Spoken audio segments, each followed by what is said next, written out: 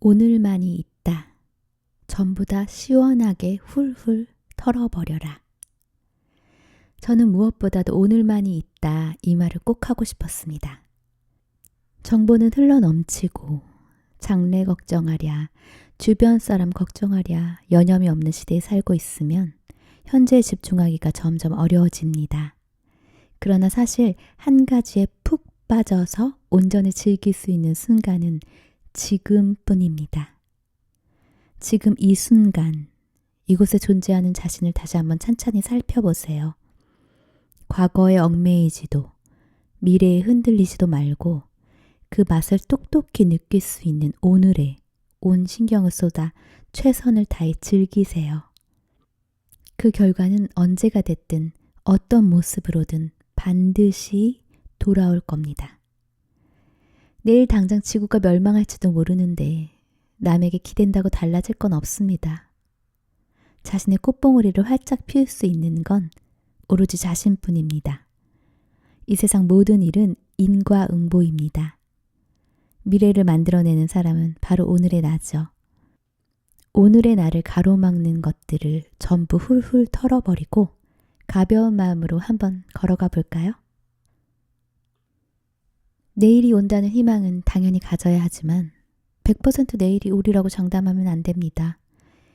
저는 75년이 넘는 세월을 살아오면서 내일이 온다는 말을 절대적으로 믿어본 적이 없습니다. 오늘 할 수 있는 일은 오늘이 가기 전에 합시다. 지금 당장 합시다.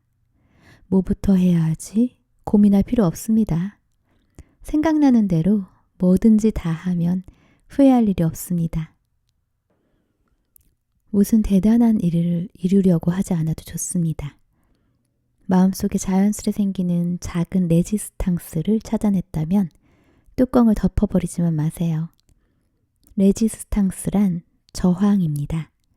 문득 내 생각은 다른데 하고 느껴졌다면 그 찜찜한 마음을 소중히 여기세요. 주변 사람들과 똑같이 행동해야 한다는 전체주의, 동조주의는 위험합니다. 그런 압박감이 강하면 정말 위험에 빠졌을 때 스스로 판단해서 도망칠 수도 없고 다 같이 파멸의 길로 나아갈 위험도 높아집니다. 그러니 저항심이 싹떴다면 밀고 나가세요. 주변 눈치를 보지 않아도 좋습니다. 타인이 어떻게 생각하든 상관없습니다. 제 성격이 원래 그렇습니다. 젊은 시절부터 상대방이 상사든 선배든 이런 말을 하면 날 안 좋게 생각하겠지? 하는 걱정 때문에 입을 꾹 다문 적이 거의 없습니다.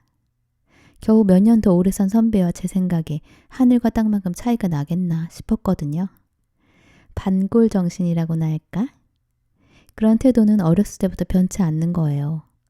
초등학교 5학년 가을, 꿈에 그리던 야구 시합에 나갔던 일이 아직도 기억나네요. 점수가 크게 뒤지고 있던 상황에서 원아웃에 타석으로 들어섰는데 감독이 번트 사인을 냈습니다. 하지만 겨우 한 점 내서 뭐해? 라는 생각이 들어서 방망이를 휘둘렀습니다. 감독이 불러서 사인 못 봤어? 번트 대랬잖아. 하고 꾸중을 했지만 왜 그렇게 해요? 라고 말대꾸했죠. 시키는 대로 해. 라는 지시를 무시하고 힘껏 휘둘러 헛스윙을 했습니다. 자리에 돌아가서 뺨을 한 대 얻어맞았고 그 이후로 단 한 번도 시합에 나갈 수 없었습니다. 하지만 후회는 하지 않습니다. 스스로 수긍이 가지 않는 일은 절대 하지 않을 거야. 스스로 부끄러운 일은 누가 뭐라고 하든지 하고 싶지 않아. 그런 마음이 강했던 것일 테죠. 야구 시합을 보면 그 선수가 안타를 칠지 못 칠지 타석에 들어서기 전부터 감이 옵니다. 대기 타석에서 배터박스로 가는 동안 불안감을 짊어진 듯한 느낌이 보이면 못 칩니다. 이런저런 잡생각이 많아서 안 되죠. 생각을 비우고 있는 힘을 다해 방망이를 휘둘러야 합니다. 결과가 어떻든 간에 3번 휘두르면 한 번쯤은 안타가 나올 확률이 있습니다. 야구는 타석이 돌아오지만 일을 할 때나 일상생활에서는 타석에서 타이밍을 스스로 정해야 할 때가 많습니다. 아직 일러 준비가 안 됐어 라는 생각을 갖고 있으면 아무리 기다려도 타석에 서는 날은 오지 않습니다. 완벽히 준비된 날은 평생 오지 않는다고 생각하세요. 아무리 완벽하다 생각해도 그 위가 있는 법이니까요. 저는 늘 무작정 행동했고 어느 정도 실패도 겪었지만 지금 이렇게 즐겁게 살고 있습니다. 무언가를 신경 쓰기보다는 자신에게 거짓말을 하지 않는가. 그것이 가장 중요합니다. 할 수 있는 일에 최선을 다했는가. 자신에게 질문했을 때 거짓이 없다면 있는 힘을 다하세요. 괜찮습니다. 타석은 다시 찾아옵니다. 제가 사회인으로서 어떻게 살아왔는지 이야기해 볼까요? 저는 취업 활동을 열심히 하지 않았어요. 사실은 하고 싶은 일이 없었습니다. 당연하다면 당연한 대답이겠네요. 아직 사회에 나간 적이 없으니 어떤 종류의 일이 있는지도 몰랐습니다. 무엇보다 저는 저에게 거짓말을 하는 것이 싫었습니다. 하고 싶은 일도 없고 가고 싶은 것도 없어 라는 생각만 했습니다. 지금 돌이켜봐도 그때 솔직하게 행동한 것에 후회는 없습니다. 그때 그 느낌대로 멍하니 있었던 덕분에 생각지도 못한 길이 열렸으니까요. 졸업이 코앞으로 다가왔는데도 취업할 곳이 마땅치 않았던 제 등을 밀어준 사람은 예상치 못한 인물이었습니다. 그때 제가 하루도 빠짐없이 들렸던 꽃집 아주머니. 그 당시 저는 소박한 학생 기숙사에 살고 있었습니다. 결코 깨끗하다고는 할 수 없는 스산한 일상에 예쁜 빛깔이라도 주자 싶어서 꽃집이 문 닫을 시간에 꽃 한 송이를 사러 가곤 했습니다. 그러다 가게 아주머니와 친해져서 오늘 팔고 남은 꽃 갖고 가요 하면서 그냥 주실 때도 있었습니다.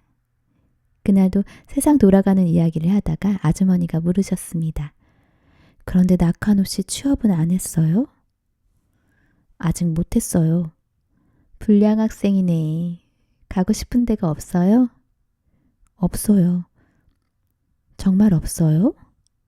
없어요. 하고 싶은 일도 딱히 못 찾아서요. 아무거나 상관없어요. 그럼 우리 사촌이 일하는 회사에 한번 물어볼게요. 그렇게 소개받은 곳이 신주쿠에 있는 이세탄 백화점이었습니다. 제 취업길은 꽃 한 송이가 이끄는 대로 불현듯 열렸습니다. 야구에 푹 빠진 학생이 매일 저녁 꽃 한 송이를 샀다는 에피소드가 이세탄 백화점의 입사 면접에서 상당히 좋은 인상을 심어주었던 모양입니다. 그런데 저는 정작 이세탄 백화점이라는 회사에 대해서 아무것도 몰랐습니다. 시험 준비도 전혀 하지 않아서 점수도 형편없었습니다. 나카노 씨는 뭘 할 수 있나요? 할 줄 아는 게 없습니다. 그럼 우리 회사에 들어오면 어떤 일을 하고 싶나요? 특별히 원하는 일은 없습니다. 그런 대화를 나누자 면접관인 전무이사도 쓴웃음을 지었습니다. 그럼에도 입사할 수 있었던 것은 꽃집 아주머니와 여러 면에서 사람을 봐준 회사의 너그러운 마음 덕분입니다.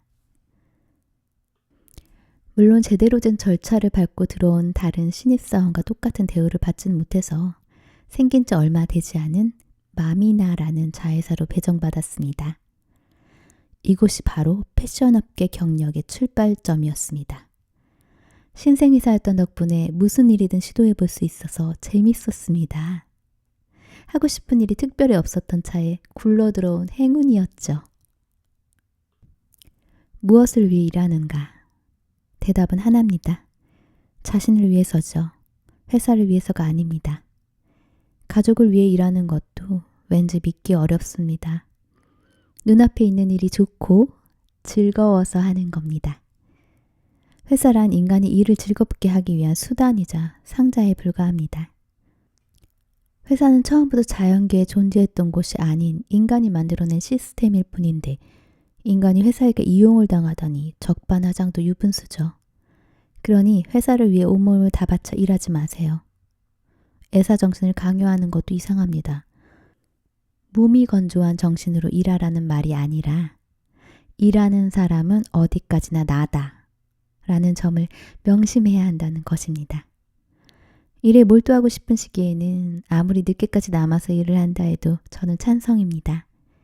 저도 젊은 시절에는 밤을 꼬박 새워 일할 때도 있었는데 오늘 중에 꼭 다 해야겠어. 내가 하고 싶어서 하는 거야.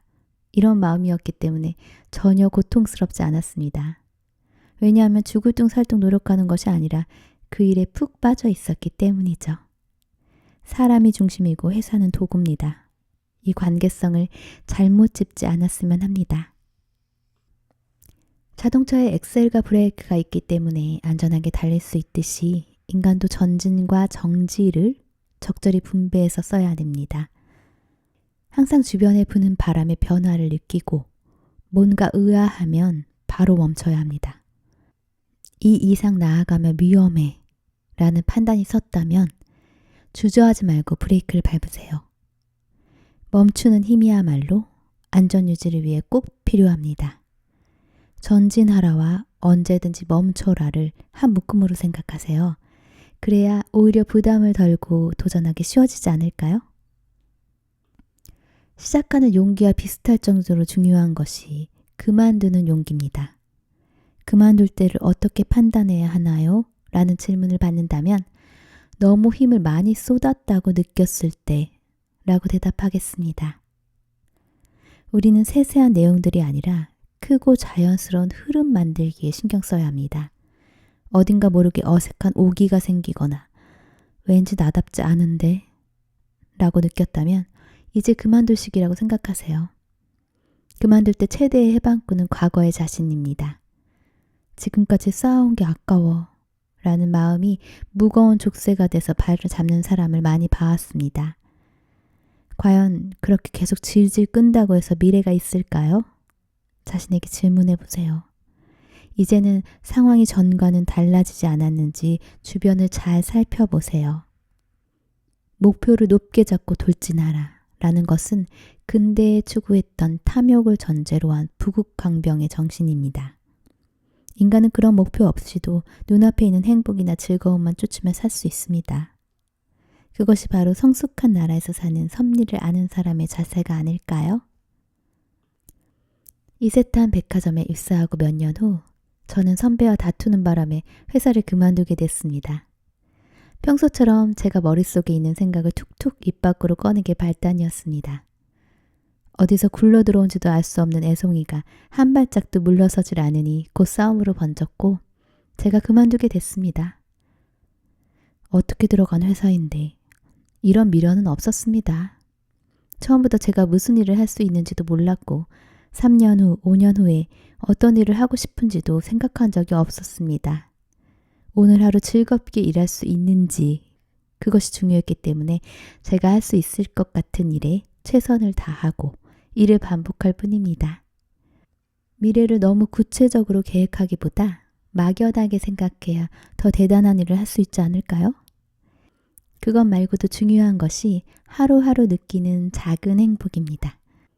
예를 들자면 옆 부서에 예쁜 직원이 있네. 같이 식사하자고 해볼까? 그런 소박한 즐거움을 삶의 활력으로 삼았습니다. 요즘 젊은이들에게는 안정을 지향하는 경향이 있다고 합니다. 제가 할 말은 한 가지입니다. 세상에 안정이란 존재하지 않습니다. 애초에 우리 인간이 살고 있는 자연세계 자체가 항상 흘러가고 계속 변화를 일으키는 것이라 오늘과 내일은 그 무엇 하나 똑같은 것 없습니다. 그런 세상에서는 안정을 추구하는 마음이 아니라 변화에 대처하는 힘이 필요합니다. 차가운 바람을 찰나에 느끼고 멈춰서는 힘, 그리고 발끝의 방향을 빙그르르 바꿔서 다시 훌훌 털고 내리는 힘, 변화에 강한 사람이 되기를 바랍니다. 큰맘 먹고 확 지르고 싶은데 용기가 나지 않아 하면서 발을 선뜻 내딛지 못하는 사람은 이렇게 생각해 보세요. 지구에서 멀리 떨어진 드넓은 우주 공간에서 내려다보면 자신의 인생은 보이지도 않는 하찮은 존재입니다. 한 사람이 태어나서 죽을 때까지 걸리는 시간은 우주에 흐르는 시간 속에서 단 한순간, 눈 한 번 깜빡하지도 못할 짧은 순간이겠죠. 그렇게 생각하면 뭐든 마음을 편하게 먹고 할 수 있지 않을까요? 일을 하다 실수하더라도 인생이 끝나는 것은 아니지 않습니까? 무슨 일을 해도 용서받을 수 있는 젊은 시절일수록 어깨 힘 빼고 도전해보세요.